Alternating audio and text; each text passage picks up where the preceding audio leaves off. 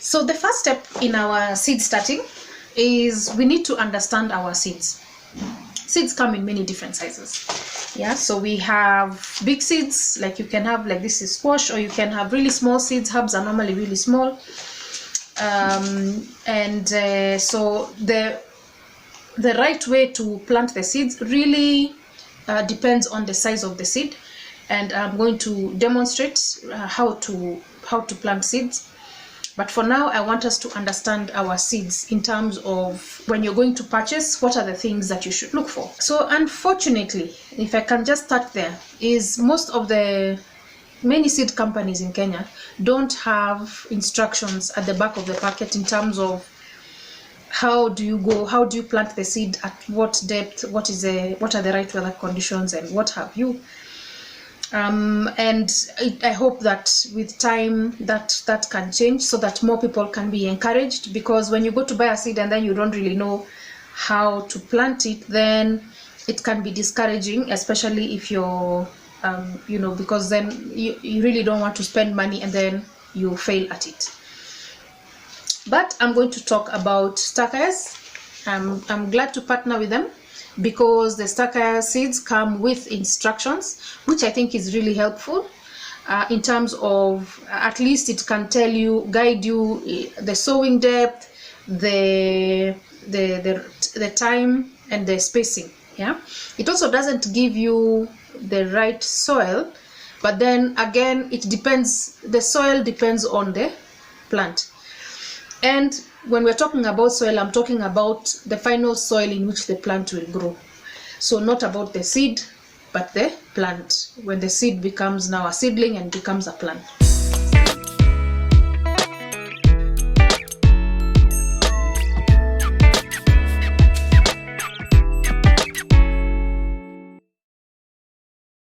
First thing it has here is the sowing season.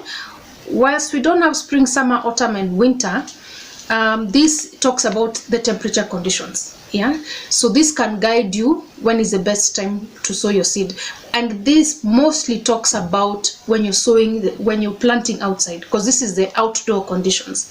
You see, so you can be starting your seeds indoors, but when you're going to transplant them, if you're going to do it outdoors, so even if you're planting in pots or in the garden and it's outside, you need to make sure that your plant is able to grow the conditions that are ticked on these boxes here.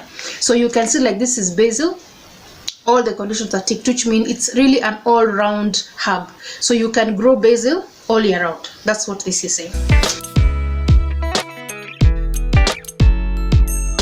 Second thing is here is the positioning. Yeah, so you can see here there is full sun, semi-shade, and shade.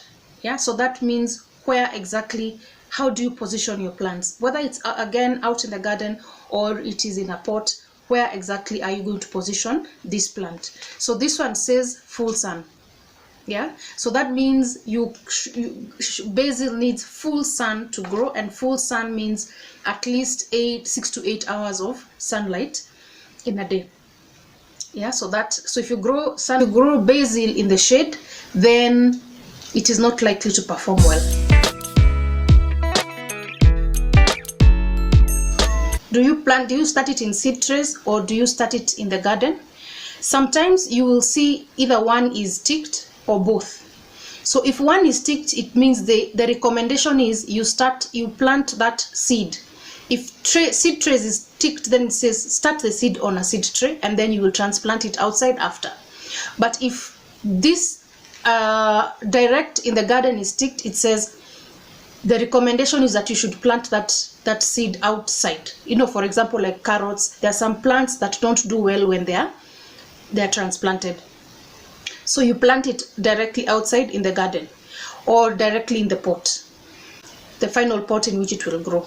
If both are ticked, then it just means that you can choose to either plant it outside or in a seed tray.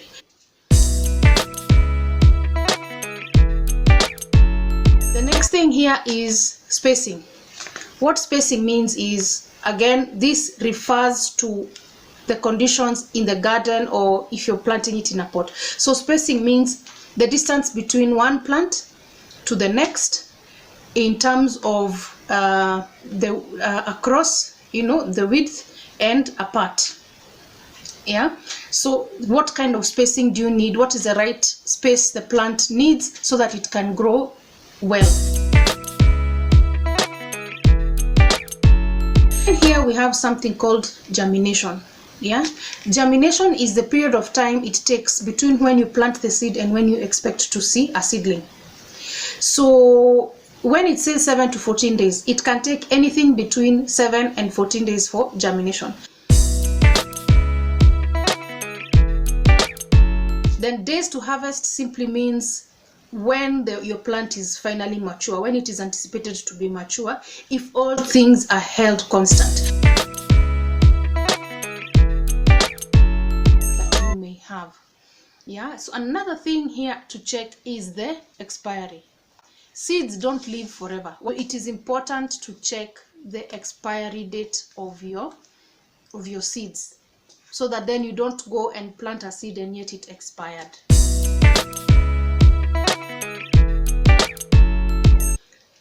So I have another example of a seed packet here.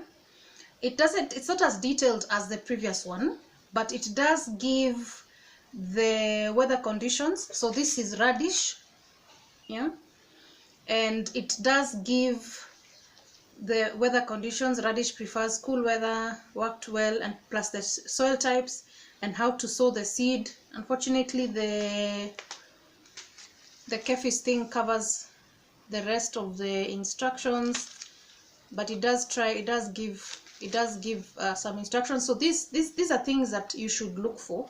If at all the seed packet has, then pay attention and follow the instructions. Now, another important thing that particularly East Africa seed, this is something that they normally indicate on their seed packets, and that is something called the percentage of germination. Yeah, I don't know if you can see. This germination says it's a 73% germination. So what that means is that not all seeds are going to germinate. So you'll plant and then say around 30 or so % is not going to germinate. And it's something to keep in mind, especially if you're planting a specific number of you want the outcome to have a specific number of plants, then you have to oversow by that a certain percentage. Yeah, so if it says 73%, then you have to oversow by 30% more, so that at least you're pretty much closer to your 100% germination, if that is what you're looking for. But one other trick that I normally do, and this I do with all my seeds, is I put them in water for 2 reasons. So this is the same radish, yeah, I put it in water, and then if the seed floats, maybe you want to call it a housewife's tale or whatever, but for me, I have seen it work. Yeah, so if a seed floats, you can see there's some seeds floating. If your seed floats, then it is not going to germinate. It is not a good seed. If it sinks, then it is a good seed. And so you can see it is true to what the packet says. So it says around 73%. You can see, yeah, it actually shows that. It actually shows that some seeds are not viable, which some seeds are not going to germinate. And so what you do is you discard the seeds that float and you plant the ones that sink.